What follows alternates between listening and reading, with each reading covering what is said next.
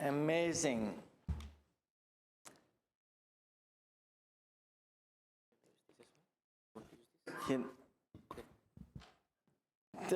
This past week, due to my inability to get inspired with writing this sermon, I decided to take a break and go see a movie that I'd heard so much about, A Man Called Otto. The movie was preceded by a Swedish movie in 2015 and derived from a book by Fredrik Backman, A Man Called Ove. I must say that it certainly was the best movie and storyline that I've seen in years. The characters in the movie were riveting and relevant. I caught myself literally laughing out loud, and on several occasions, several thematic moments, shedding tears. It was both emotional and provocative. Otto, played by Tom Hanks, is a grumpy old man who does not like people, period. He goes to extremes just to avoid having to interact with them. What little interaction he does have with those he comes in contact with, he calls idiots. Despite Otto's short temperament and lack of social grace, the neighbors tend to look the other way and still interact with him from time to time, even calling on him for help on many occasions. Take, for example, Otto's new neighbors, Marisol and Tommy. They have just moved across the street, and like good neighbors, they walk over and introduce themselves to Otto. Otto says a quick hello and then shuts the door. Marisol, in her mind, knows that there's more to Otto than meets the eye and is determined to make him feel cared for. The entire movie is about the community of neighbors and how completely different they were from one another, and watching them slowly discover commonality and interdependence. Today is Transfiguration Sunday in the church.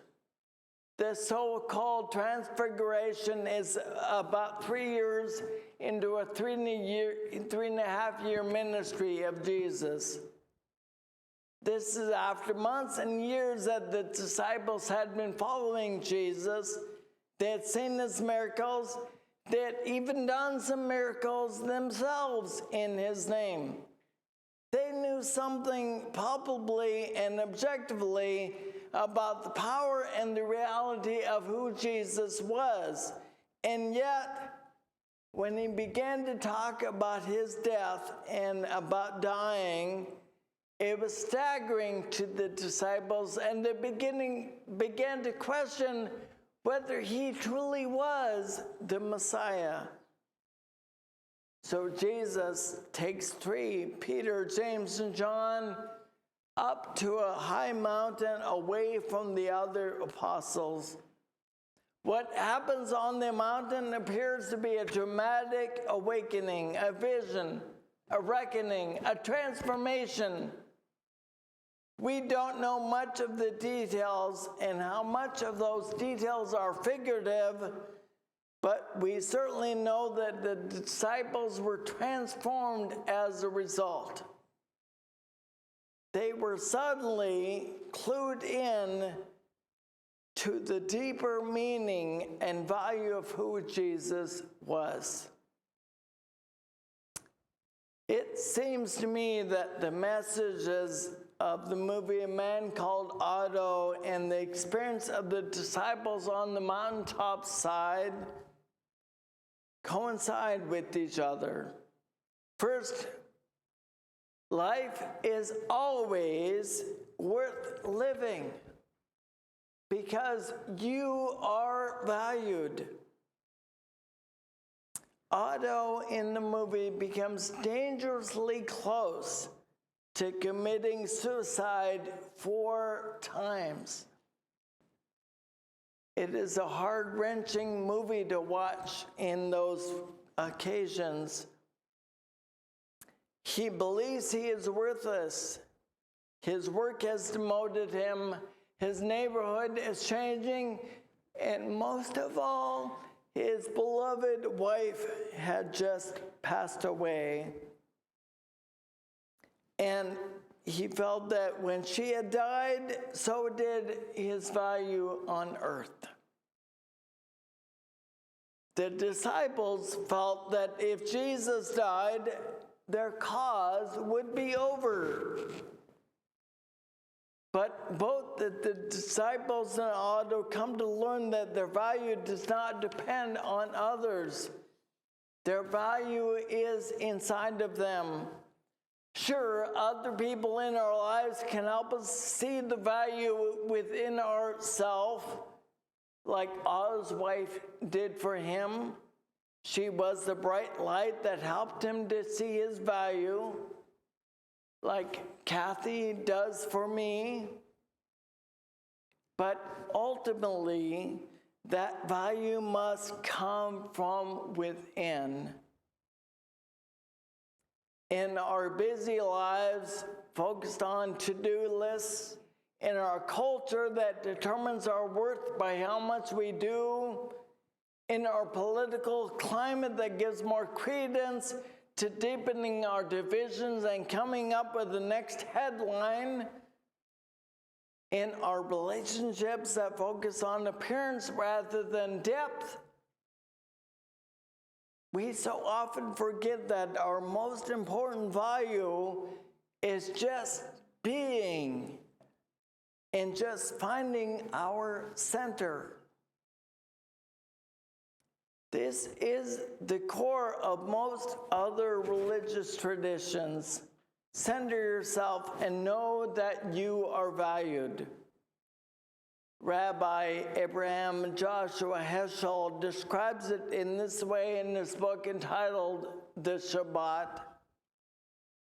He says, there is a realm of time where the goal is not to have, but to be.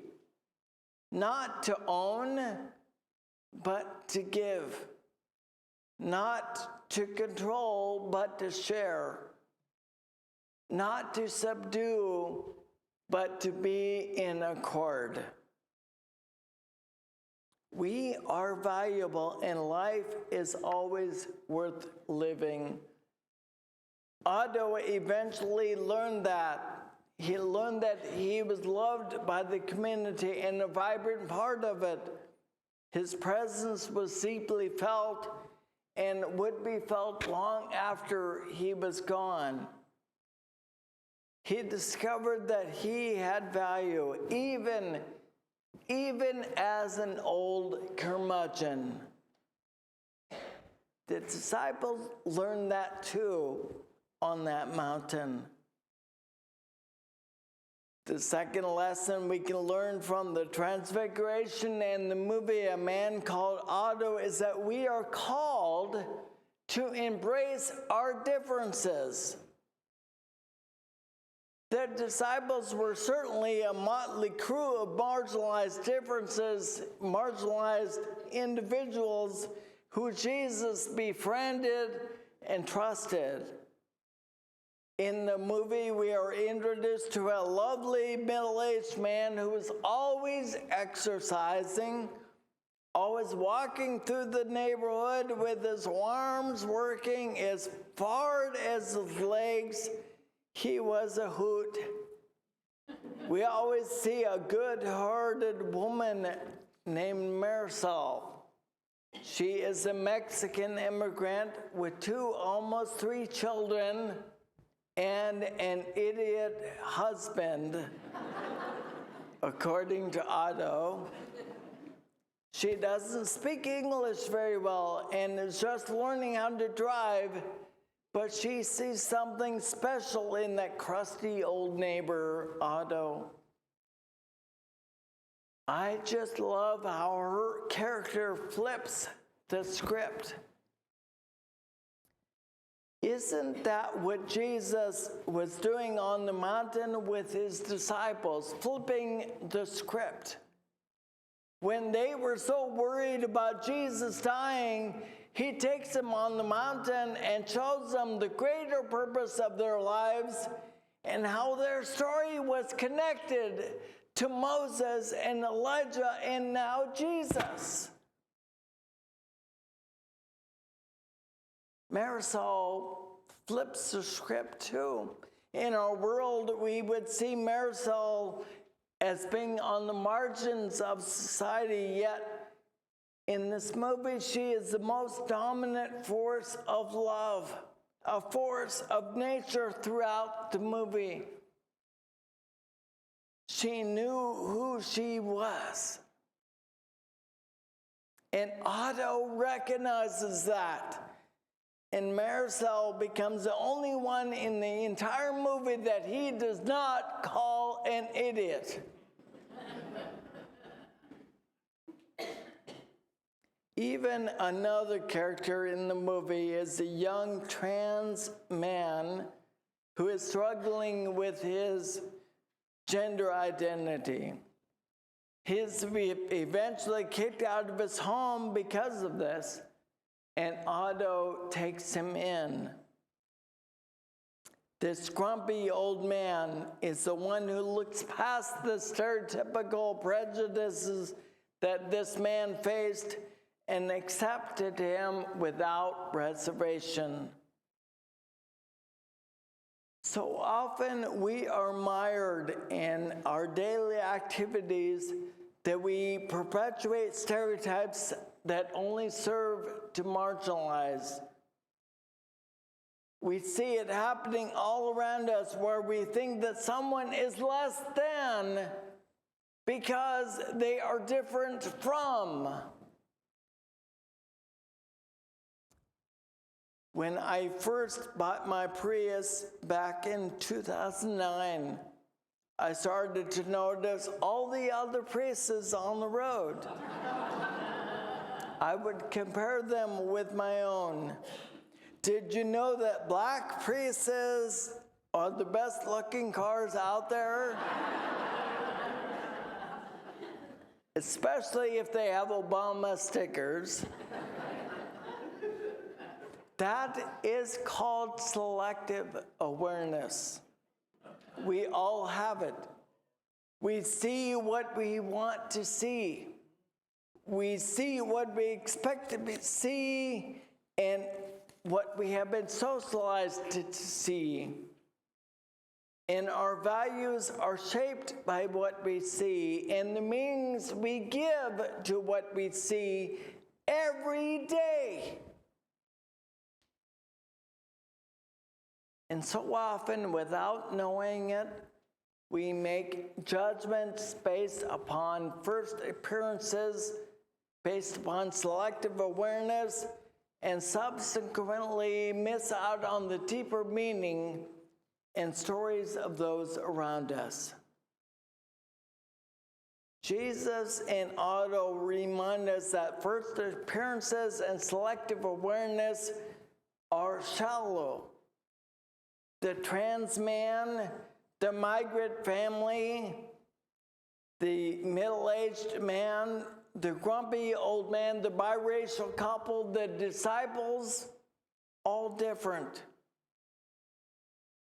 We are called to rise above the pettiness of fear and otherness and be transformed into a people who know that everyone, everywhere matter.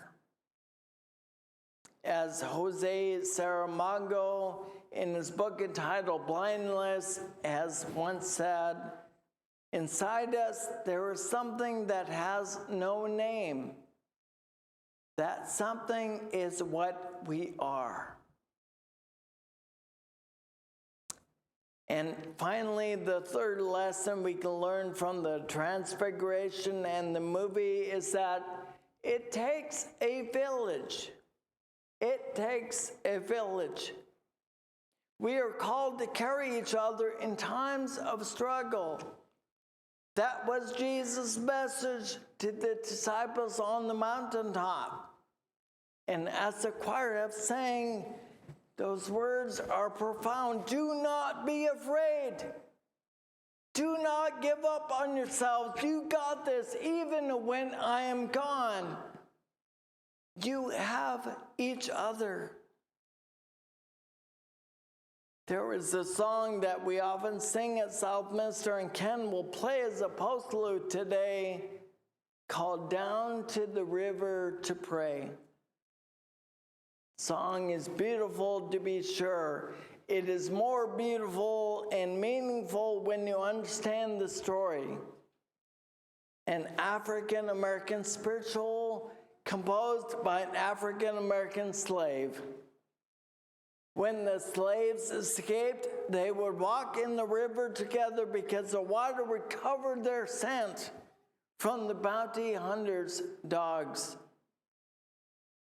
The phrase "starry crown" refers to navigating their escape by the stars. More importantly, they knew they had each other. In the movie, it became clear that the community needed Otto. But it also became clear that Otto needed them as well. In the end, Otto and his neighbors came together in a tear-jerking, magical way to make a difference. They were able to help their friends stay in their home in the face of mounting pressure from the bank and other social institutions. They found a way to live together and overcome barriers together. It takes a village. Stephen, our choir director, shared with me this week the following African-American witness who found strength in others. In slavery times, my master whipped me terribly, especially when he knew I was praying. He was determined to whip the spirit out of me, but he never could. For the more he whipped me, the more the spirit made me happy to be. Friends, we are called to bring forth that which is within us. The movie Otto opened my eyes to the concerns that older people face: loneliness, despair, physical and emotional pain, loss, and feelings of rejection. And it has given me a reason to be more understanding of what my neighbor may be going through. This movie made me ponder some of my choices as a Christian. Who have I ignored? Who have I forgotten? Where do I lack compassion? Wherever you find yourself this morning, if you want greater meaning and purpose, if you want to truly find that which is within you, that substance with no name, if you want to find your value in life, remember this: life is always worth living because you are valued. Remember that everyone, everywhere matters. And remember that it takes a village. Amen.